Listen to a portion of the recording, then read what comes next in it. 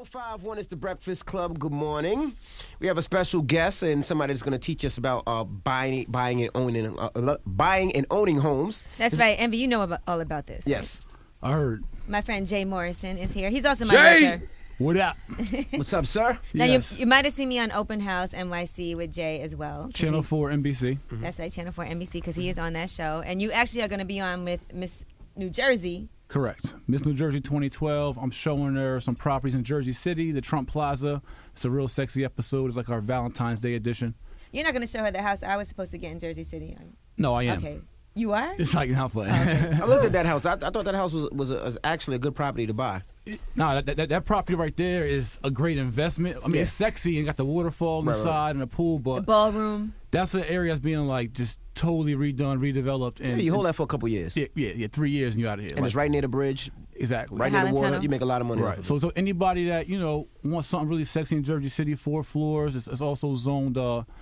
It's commercial and single yes, yeah. family. So you got an office downstairs, 3 other levels, pool right in Jersey City, high rise, got views of the World Trade. 1.9 mil. I got you. It's a small. It got to be a small. 1.9 mil. You say it's so nonchalant, like we're just walking around here with 1.9 I mean, I was mil. talking to Envy. That's why. Oh yeah. Envy got it. Maybe me, Charlamagne, and Envy could throw down on it and get it together. Shit. Nah, you can't rent it out. We got to get a rental property. Not rent it out, No, but I got that. Apartment buildings, It's a hotels. place to crash. Yeah, we building wealth and pop culture. That's what I'm about. Now, let me tell you what I like about Jay is the fact that he's really a thug, but now he's a realtor.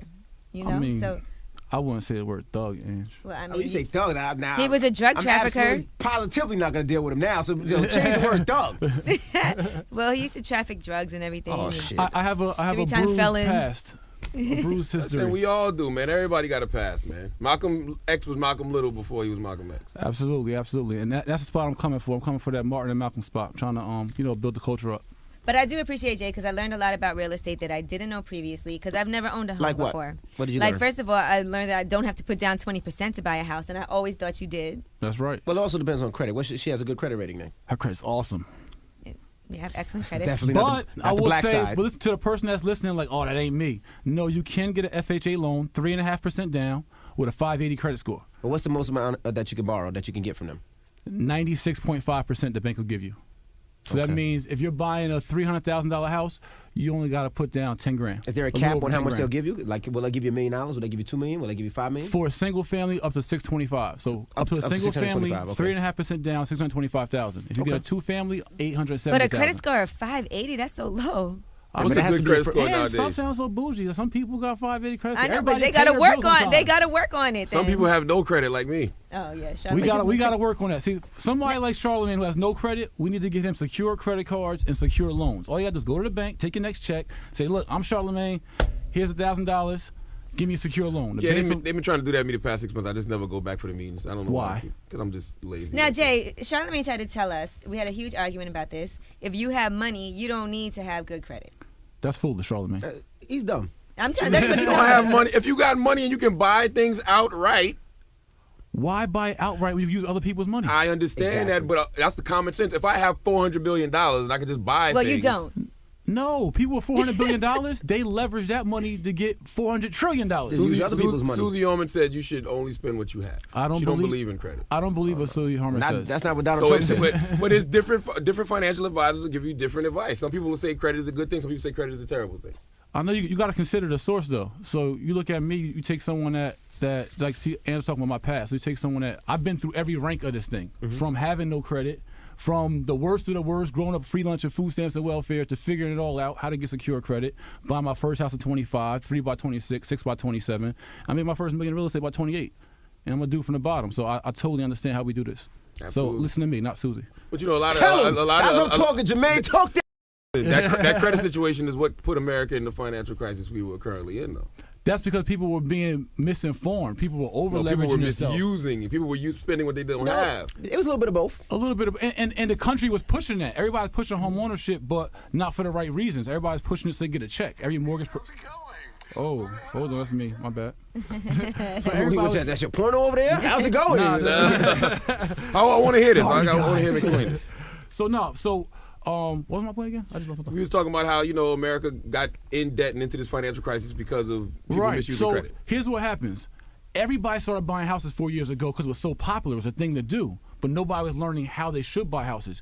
You don't buy when the market's hot. When everybody's buying, you don't buy. You sit. Now when the market's low, when everybody's scared, now's when you steal off on properties. This is how you get rich. I don't know. I don't know if that's the case, because when everybody was buying properties, if you could buy them and flip them and you knew what you were doing, I mean, that's how I got a majority of my money, was when the market was hot. You know what I mean? Buying, flipping, me too. And turning. You could eat in that market, but what I'm trying to say is, like, for building real wealth, you buy in this kind of climate, in this market, when the properties are dirt cheap. Like you said, you sit on for a few years, and then you cash out when it's hot. But isn't it hard to buy now? Because what if you don't have money and banks aren't just giving you loans for houses anymore because of what happened? No, I just said a bank will give you 96.5% of the money for a house, but only 3.5% down to a 580 credit score. That's if it's your first house, though. No, it could be your second house. It could be your fifth house. Yes. And you only put 3% down. If you're going to be owner occupied, if you're going to be living in it. No, I don't want to owner occupied. Oh, I have to live in it. Right. If you're going to live in it, you could buy a 1 to 4 units like that. So you could buy a 4-family, live in 1 unit, rent the other 3 units out. Oh, now Jermaine is talking my language. Yeah. All right. So I live in Brooklyn, allegedly in that house, allegedly rent the other 3 apartments out. All right, now you're talking. Now let's talk this money. Yeah. So not only are you living for free at that point, you're making a profit every month while you live, and you're the landlord. You're the lord of your land. So let's do this, right? You're gonna get a two family. Let's get like a 4-family. I'll go half with you. You know, I say I live there. That's no problem. And we rent them suckers out. Can I go in on this? I got some cash. Hey, absolutely. We already have enough property, Jay. Come on. We only got to put down 3%. 3.5. 3.5. We rent it out. And I have excellent credit. I got people that can fix it up for the low. Okay. I'm serious. Me and Envy are going to do it. Ask Envy what happened to his car wash first before you go. Envy, you don't have your car wash anymore? I sold my car wash. You cashed out? Now, you know what happened? Because when Sandy hit, it shut Jersey down for 2-3 weeks. I know. So that's 3 weeks of not washing, paying employees, paying mortgage, paying. So I was like, I'm not doing this no more. It's too much. I don't know if I want to do this with Envy. No, I'm kidding. I'm kidding. I do. But that's like a business. So now you got employees. You got a whole different thing. When you have a house, it's kind of self-sustaining. You know what I mean? So you're the landlord, and even if you want to, now say you live there for 6 months or a year, and now you want to move out of the house in Brooklyn that you bought Envy and upgrade to another house. You can now get 96.5% financing again for a new house while you rent that other house out. And you're making more money than you pay for your mortgage. Exactly. Absolutely. Now you start playing Monopoly. So you bought your first house. You lived in 1 unit, rented 3 units out. You made like about $1,500, $2,000 a month profit while you live for free. Right. Then you move out 6 months to a year, get your second house. Then you go on, you get your third, fourth. Now you got 4 green houses. You trade those in for 1 red hotel. Now you're in the commercial game. Now you own hotels and buildings. I like that. See, the problem with me is I was buying houses that were a little more expensive. Okay. Like $1 million houses and flipping them. So, I mean, my flip was bigger. Right. So I'm buying $1 million house, big flip, fixing them, and then selling them for 1.3, 1.4. So my profit is $400,000. You don't have to pay taxes on it if you move that money to another property. Absolutely. So that's what I was doing. I was moving those things, and then it got to then the market hit, and then I had 3 houses. I had to pay 3 mortgages, and nobody was buying them. Right. And that's when I was like, you know what? Hurting. Absolutely. But you know what happens? Everybody, you got bad taste in your mouth at that point. You're like, I don't know about this. Yep. But this is where we got to start building a confidence in our culture and real estate. What happened 4 years ago was a market 4 years ago. We got to recognize we're in a new market now. It's the same thing like in a drug game. Like in the 80s, early 90s. Jay. I'm sorry. But I'm saying this is where our culture relates to. This is what, you know. it's very true. He's telling the truth. In the 80s, early 90s, mid-90s, the crack game was popping. Everybody could get rich. It's not like that no more. It's been a drought for years. So you're not making the same money, so you have to get a new hustle. I respect what you do. I respect what you do, Jermaine. My first house that I purchased, I had my interest rate was, I think, like 13%. Okay. So, you know, my mortgage was about $8,000. Word. And my property probably cost $300,000.